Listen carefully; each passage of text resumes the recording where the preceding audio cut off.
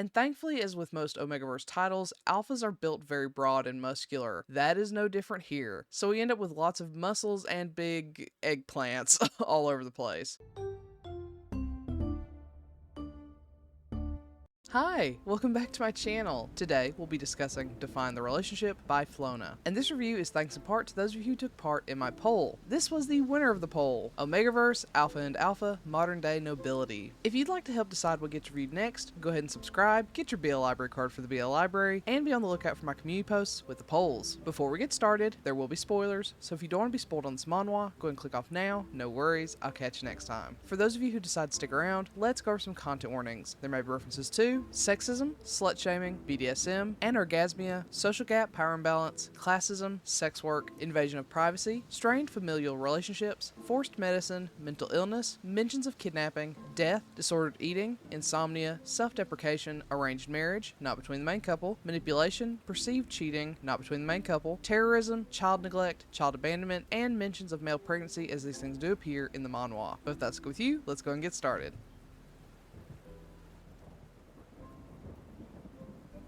Carlisle is the first son of the noble Frost family. Unfortunately, unlike his younger brother, he wasn't born a dominant alpha. However, due to some traumatic events in the past, Kyle, Carlisle's brother, can no longer be the heir to the Frost family. So, even as a subpar alpha, Carlisle feels compelled to fall in line and take over Kyle's mantle. Unfortunately, this means never-ending ruts with strange omegas so he doesn't fall in love with subpar omegas, a future arranged marriage, and children, whether he wants them or not. The stress and pressure are debilitating, leading to an unfortunate condition where Carlisle is unable to finish with his sexual partners. This inevitably gets back to his grandfather, the family patriarch, who sends Carlisle to the family doctor. Any illness is considered a weakness, something unacceptable in the Frost noble family. So Carlisle is willing to do anything to fix the issue. But when his doctor suggests having sex with a partner that doesn't feel like a duty, Carlisle is stunned. That means not having sex with omegas and being the receptive partner with an alpha instead. Carlisle can't imagine such a thing would help, but then he meets the suggested partner. His name is Ash Jones, and this actually isn't the first encounter Carlisle has had with him. It was New Year's night, and when the countdown began, Carlisle and Ash shared a kiss as total strangers, never to meet each other again. Ash doesn't seem to recognize Carlisle, which might be for the best. While Carlisle and Ash will be sharing many intimate days together, their contract will inevitably end, and Carlisle can't afford to fall in love. But can Carlisle keep from falling in love when Ash is such a romantic gentleman?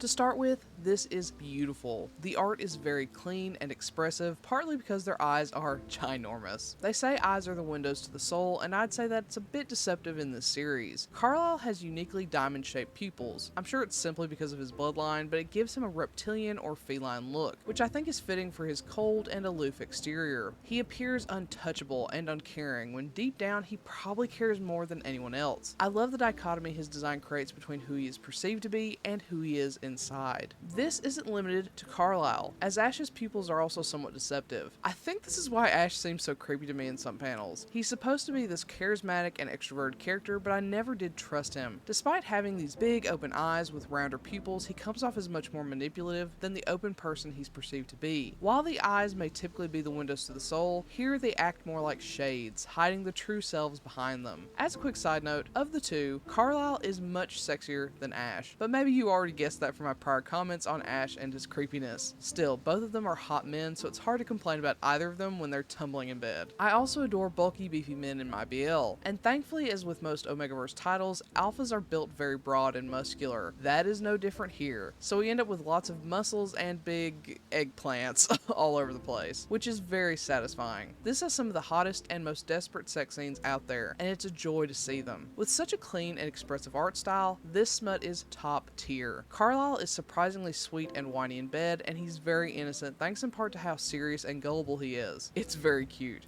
Then there's Ash, who is a beast, and his rut scene is probably one of my favorite smut scenes of all time. The art and smut are some of the best out there and worth seeing for sure. However, story-wise, I feel this is rather lacking. It's based on a novel, so I presume a lot of the issues I'm about to mention are rectified in that format. Still, as far as the manhwa is concerned, many situations and backgrounds are mentioned, but not explored to a satisfying degree. For example, I wish we had more information about Carlisle's brother and what happened there. It's hinted at and mentioned numerous times that something traumatic happened to him, but then he met his partner who became an omega, leading to a pregnancy. We get very vague hints and suggestions about this, but never get anything concrete. It almost feels like this manhwa is a sequel to their story, and I'm missing out on key info. I did some cursory research, but I don't see any indication that there's a prequel or sequel with information on the brother and his husband. Yet, it seems to play such a key role in who Carlisle becomes that it's strange that we don't see more of their story somewhere. I really hope this is a sign we may get a sequel of some kind with their story, because I think I might love their story more than this, mainly because I'm a sucker for impreg, and it would help round out this title.